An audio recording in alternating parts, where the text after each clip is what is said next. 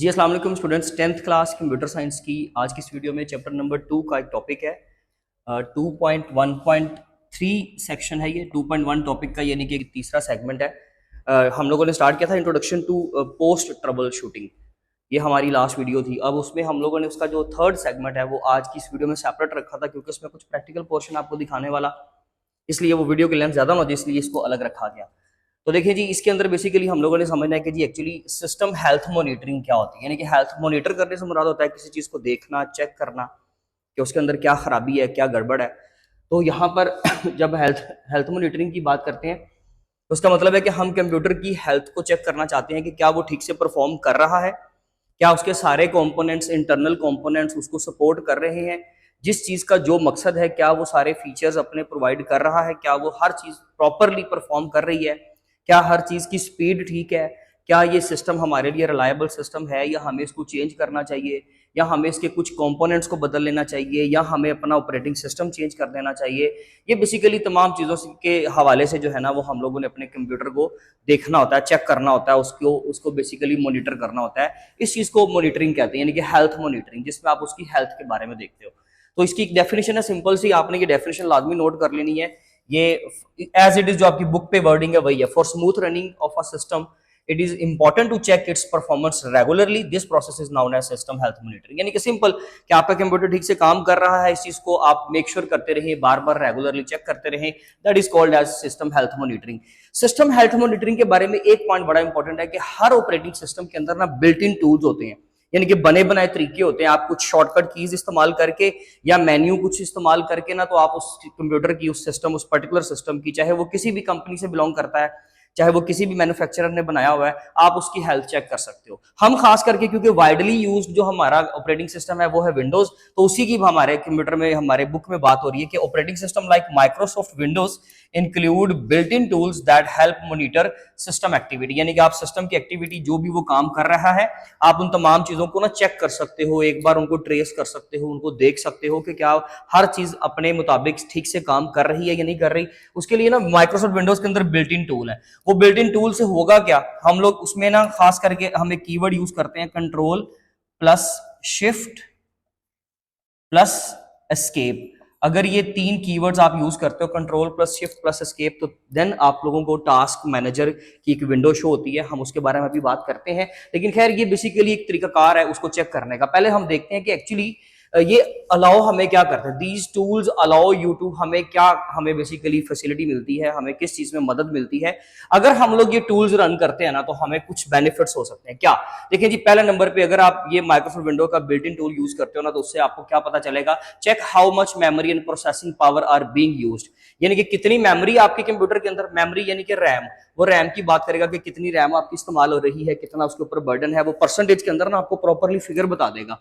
Even हर programme का अलग से बता देगा। लेट से आपने 4 प्रोग्राम ओपन किए ना, 1 2 3 4, कोई भी एक वेब ब्राउजर है, लेट से एक आप एमएस वर्ड ओपन करके बैठे हो, साथ में आपने कोई वीएलसी मीडिया प्लेयर कोई ओपन किया हुआ है, और नंबर 4 पे कोई एनी अदर आपके पास प्रोग्राम चल रहा है, तो वो चारों का अलग से इंडिविजुअली आपको रैम यूजेज बता देगा कि इतनी रैम आपकी इस्तेमाल हो रही है, बर्डनाइज्ड है या रैम इस वक्त कूल डाउन है, रिलैक्स्ड है, हर चीज के बारे में वो प्रॉपरली आपको एक कमेंट, एक रिमार्क्स भी देते हैं साथ में। रिमार्क्स के अलावा साथ में आपको फिगर्स में परसेंटेज भी बता देता है, वो मैं आपको भी प्रैक्टिकली शो करवाता हूं। इसके अलावा प्लस क्या बताएगा हमें, प्रोसेसिंग पावर, के आपका सीपीयू जो है वो कितना ज्यादा इस वक्त काम कर रहा है, किस एप्लीकेशन के ऊपर वो ज्यादा कंज्यूम हो रहा है, या कितनी ओवरऑल उसकी जो प्रोसेसिंग पावर है वो यूटिलाइज की जा रही है। तो बेसिकली इन टूल्स को इस्तेमाल करने से हमें ये बेनिफिट होता है, हमें हमारी रैम के बारे में पता चल जाता है। अगर हमारे प्रोग्राम्स कम ओपन है लेकिन हमारी रैम ज्यादा बर्डनाइज, उसका ज्यादा प्रेशर ले रही है, तो उसका मतलब है कोई ना कोई खराबी है। वहां पर एरर मैसेज भी शो हो सकते हैं, जैसे यहाँ पर शो भी हो रहा है कि view system warnings and error message. अगर कोई सिस्टम वार्निंग शो करवा रहा है, कोई एरर मैसेज आ रहा है, तो हमें वो भी रिपोर्ट कर दिया जाता है इन बिल्ट इन टूल्स के जरिए से, जब हम इनको इस्तेमाल करते हैं। नंबर 2 पे इसमें पॉइंट था,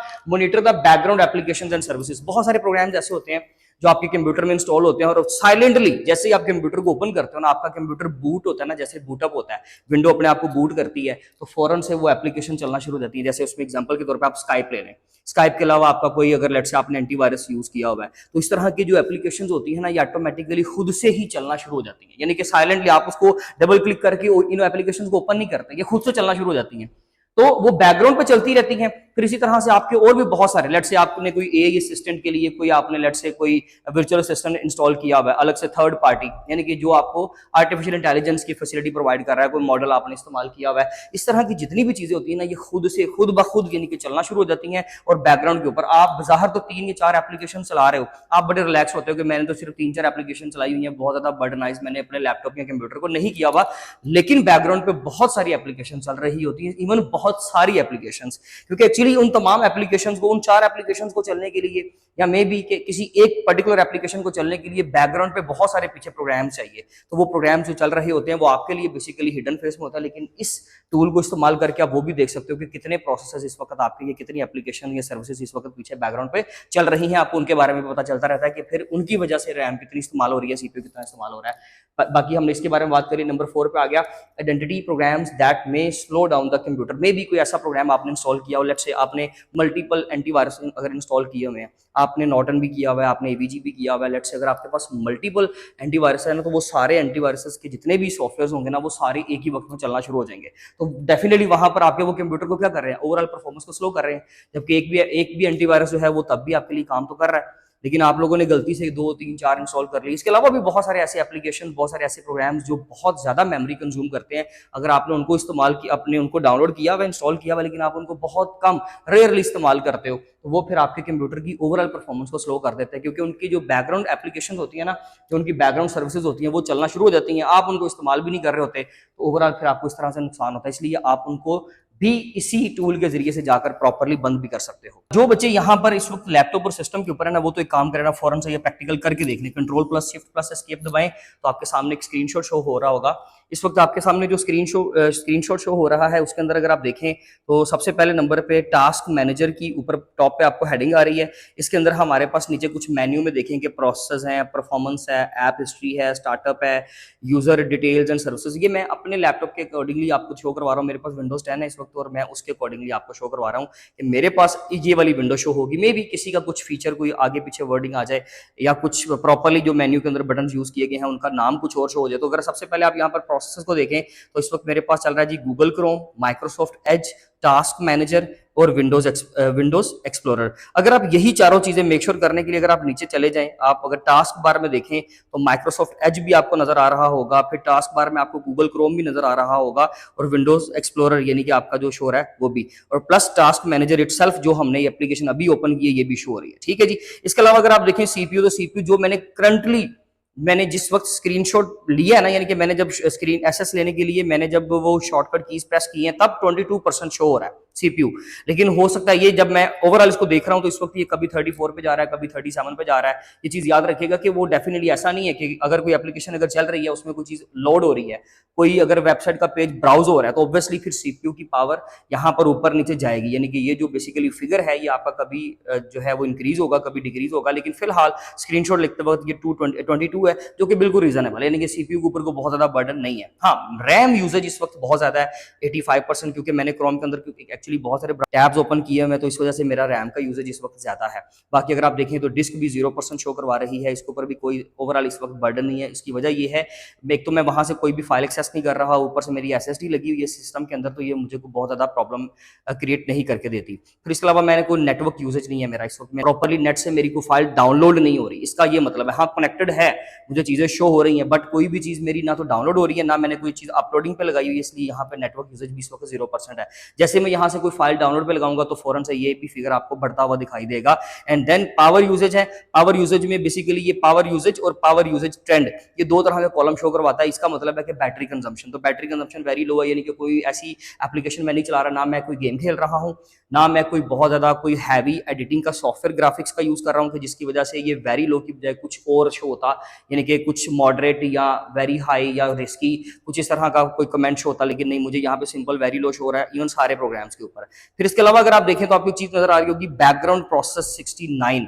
यानी कि 69 डिफरेंट जो है वो मेरे बैकग्राउंड प्रोसेस चल रहे हैं, मैं इनको बंद नहीं कर सकता एक्चुअली, क्योंकि एक्चुअली एंटीवायरस मैंने इंस्टॉल किया हुआ जी, ये भी चीज जरा देखें तो उसकी बैकग्राउंड की एप्लीकेशन सर्विसेज उसकी चल रही हैं।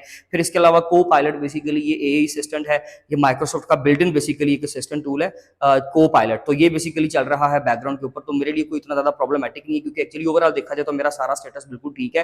तो सिर्फ एक रैम कंजम्पशन मेरी ज्यादा इस वक्त, अदरवाइज बाकी सारा स्टेटस जो है वो मेरे हक में है, इसलिए मुझे इसको चेंज करने की जरूरत नहीं है। तो ये बेसिकली हम लोगों ने एक सिस्टम की हेल्थ मॉनिटरिंग की है।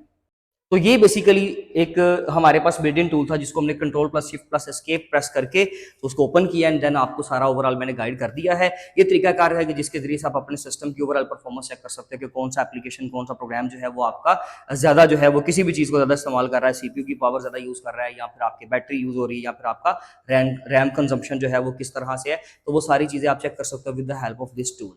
ठीक है जी, तो ये था हमारा आज का लेक्चर। ये शॉर्ट क्वेश्चन कंसीडर होगा, याद रखिएगा। ओवरऑल हेल्थ कंसीडर जो हेल्थ मॉनिटरिंग है इसकी शॉर्ट क्वेश्चन में डेफिनेशन आप याद रखें। फिर इसके अलावा आपको क्या ये फैसिलिटीज प्रोवाइड करते हैं, क्या बेनिफिट्स प्रोवाइड करते हैं इस तरह के टूल्स, ये सारे चारों पॉइंट्स हैं।